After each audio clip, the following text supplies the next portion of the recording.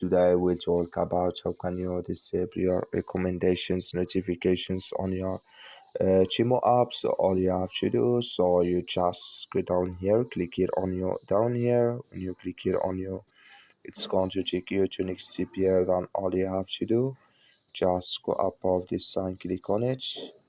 So then it's going to take you to next CPR. Then all you have to do now, just click here on notifications. So then you come to next CPR, just switch into open video. Then you go down here, come here to your recommendations, click on edit here. So then it's going to take you to this list, and here can you select here your recommendations if you want to add no here or normal and frequent or frequent.